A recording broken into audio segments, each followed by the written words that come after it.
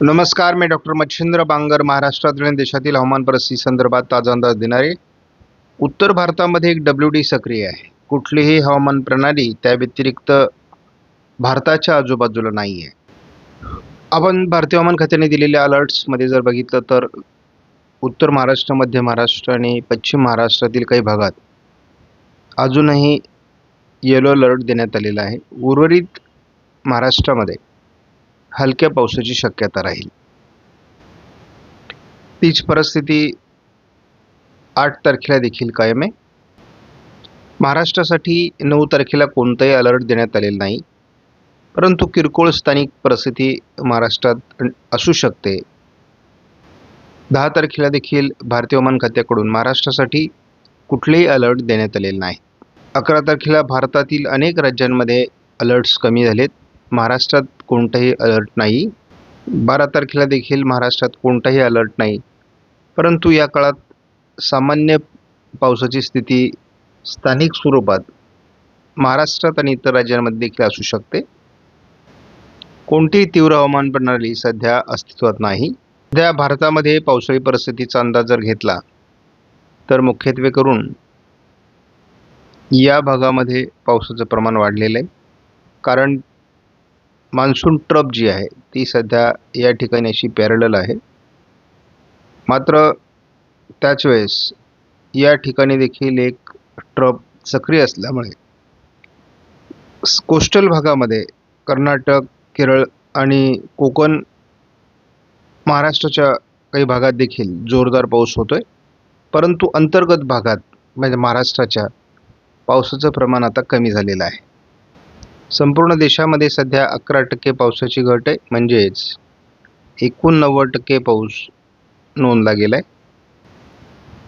महाराष्ट्रात कोकणामध्ये 100%, मध्य महाराष्ट्रामध्ये 122%, मराठवाड्यात 89%, विदर्भात 91% पावसाची नोंद झालेली आहे. एकूण महाराष्ट्रामध्ये सध्या 105% पावसाची नोंद आहे, परंतु पावसाचं प्रमाण कमी होत असल्यामुळे या आकडेवारीत झटपट बदल होण्याची शक्यता नाकारता येत नाही. पुढील काही दिवस ECMWF मॉडेलनुसार महाराष्ट्रात काय पावसाळी परिस्थिती असू शकते याचा जर आपण धावता अंदाज घेतला तर पावसाळी प्रमाण हे बंगालच्या उपसागरातून अधिक तीव्र होऊ शकतं, कारण अरबी समुद्रामध्ये तेवढ्या प्रमाणात बाष्प किंवा कोणत्याही प्रकारची सिस्टम विकसित झालेली नाही. कोकण किनारपट्टीला हलक्या ते मध्यम स्वरूपाचा पाऊस भविष्यामध्ये देखील सक्रिय राहण्याची शक्यता आहे. मात्र महाराष्ट्रात अंतर्गत भागात किरकोळ पावसाची शक्यता राहील.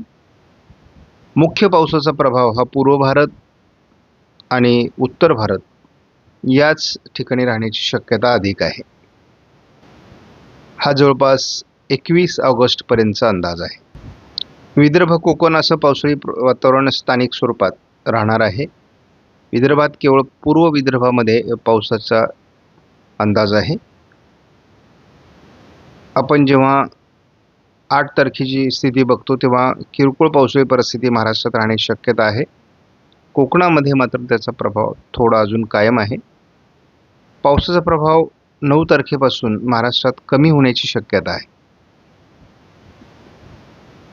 कोकणात हलक्या पावसाची शक्यता आहे, परंतु महाराष्ट्रातील पाऊस उघडतोय बऱ्यापैकी. कोकण व्यतिरिक्त पावसाची स्थिती GFS मॉडेलने महाराष्ट्रात फारशी दाखवली नाही आहे आणि प्रत्येक दिवशी म्हणजे 16 तारखेपर्यंत पाऊस कमी होत जाण्याची शक्यता आहे. म्हणजे 9 तारखेपासून GFS मॉडेलने पुढे पावसाचा खंड दाखवला आहे. कोकणातील पावसाचं प्रमाण देखील आता कमी होण्याची शक्यता आहे. मात्र विदर्भामध्ये नागपूर, भंडारा, गोंदिया, चंद्रपूर, गडचिरोलीमध्ये पावसाचे प्रमाण वाढण्याची शक्यता आहे. त्याचबरोबर अकोला, अमरावती, वर्धा, यवतमाळमध्ये देखील पाऊस असण्याची शक्यता आज आहे. विदर्भात बऱ्यापैकी पावसाचं वातावरण नागपूर, भंडारा, गोंदिया, चंद्रपूर, गडचिरोलीमध्ये आणि अगदी अमरावती, वर्धा, यवतमाळपर्यंत 8 तारखेला देखील असण्याची शक्यता आहे.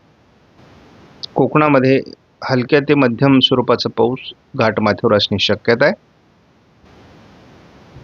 विदर्भ आणि कोकण दोन्ही ठिकाणी किरकोळ पावसाळी परिस्थिती 9 तारखेला असण्याची शक्यता आहे. उर्वरित महाराष्ट्रातला जो स्थानिक पाऊस आहे त्याचा प्रभाव काही अंशाने कमी होऊ शकतो. पूर्व विदर्भ आणि कोकण या ठिकाणी हलकी पावसाळी परिस्थिती 12 तारखेलाही आहे. उर्वरित महाराष्ट्रात मात्र पावसाचा जोर कमी राहील. तीच परिस्थिती 13 तारखेलाही आहे. 14 तारखेला तसं महाराष्ट्रातील पावसाचं प्रमाण खूप कमी होतं आहे. 15 तारखेला थोडं पश्चिम महाराष्ट्र आणि दक्षिण कोकण पावसाचं प्रमाण वाढण्याची शक्यता आहे. गोंदिया जिल्ह्यातही पावसाचा अंदाज आहे. 16 तारखेपासून थोडं स्थानिक वातावरण मध्य महाराष्ट्र पश्चिम महाराष्ट्रात असू शकतं. कोकणातील पावसाचं प्रमाण काही प्रमाणात वाढताना दिसतंय. विदर्भातील पावसाचा जोर कमी होतोय. मात्र कोकणात हलक्या ते मध्यम सरी होत राहणार आहेत. 18 तारखेला कोकणातच पावसाळी वातावरण आहे. उर्वरित महाराष्ट्रामध्ये विशेष पाऊस नाही. 19 तारखेला देखील केवळ कोकणात हलक्या सरींची शक्यता आहे. 20 तारखेला एकूणच पावसाचं प्रमाण अतिशय किरकोळ असणार आहे. 21 तारखेपर्यंत महाराष्ट्रात विशेष पाऊस नाही आणि याचाच अर्थ ऑगस्ट महिना देखील कमी पावसाचा राहण्याची शक्यता आहे. आपण जर महाराष्ट्राची स्थिती बघितली तर विशेष पाऊस आज केवळ अकोला, अमरावती, नागपूर, भंडारा, गोंदिया, चंद्रपूर, गडचिरोली, यवतमाळ, वर्धा, वाशिम आणि नांदेडच्या किंवा हिंगोलीच्या पूर्वेला पाऊस होण्याची शक्यता आज आहे. चांगल्यापैकी मेघगर्जनेसह पाऊस असणार आहे नांदेड पूर्वपर्यंत.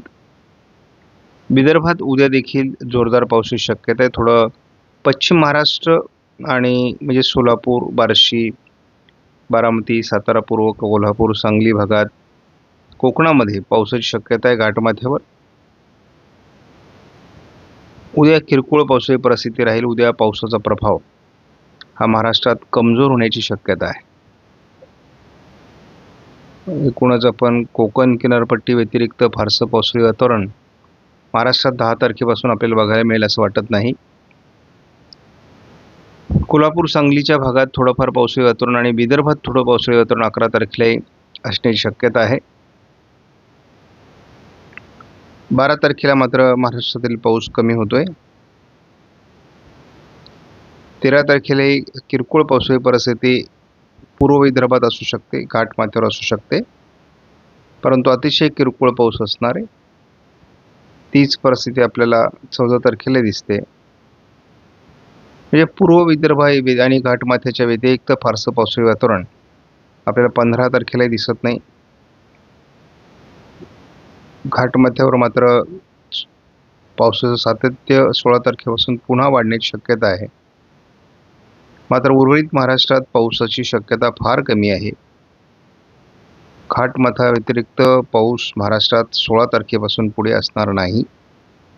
विशेष कुठेही पावसाची नोंद होईल असं वाटत नाही आणि हा एक दीर्घ पावसाळी खंड आहे. आपण महाराष्ट्रात बघतो दीर्घ पावसाळी खंडाची शक्यता आहे. त्यामुळे ऑगस्ट महिन्यात फार दमदार पाऊस सुरुवातीला तरी होताना दिसत नाही. उत्तरार्धामध्ये म्हणजे शेवटचा आठवडा केवळ अशाच किरण आहे. या ठिकाणी आपल्याला काही पाऊस झाला तर होईल आणि हा संपूर्ण तीव्र एल निनोचा प्रभाव आहे. सध्या बरेच हवामान अभ्यासक आणि शेतकरी एल निनो नाही, एवढा पाऊस कसा झाला, अशा प्रकारचे वादातीत विधानं करतायत. परंतु महाराष्ट्रातील कित्येक जिल्हे अजूनही कमी पावसाचे आहेत. जेव्हा पावसाचा मोठा खंड पडतो आणि पिकं सुकू लागतात तेव्हा एल निनो आहे हे आपल्याला मान्य होतं. परंतु जेव्हा समाधानकारक पाऊस आपल्या भागात पडतो तेव्हा मात्र आपण एल निनो वगैरे काही नाही अशा प्रकारची भाषा बोलू लागतो. त्यामुळे शेतकऱ्यांनी अभ्यासपूर्ण अशा प्रकारचा हवामान बघणं आवश्यक आहे. चुकीच्या पद्धतीने आपल्याला गाईड केलं जातं आणि त्यामुळे आपण तोच अंदाज गृहीत धरून पडलेल्या पावसावर समाधान मानून पुढचे दिवस काढत असतो. परंतु जेव्हा आता मोठा गॅप येईल तेव्हा मात्र बऱ्याच दुष्काळी विभागामध्ये नुकसान होणार आहे.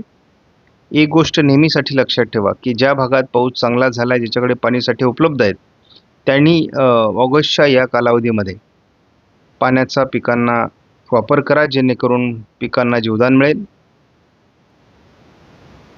आपणास व्हिडिओमधील माहिती महत्त्वपूर्ण वाटल्यास लाईक करा, शेअर करा, चॅनलला सबस्क्राईब करा.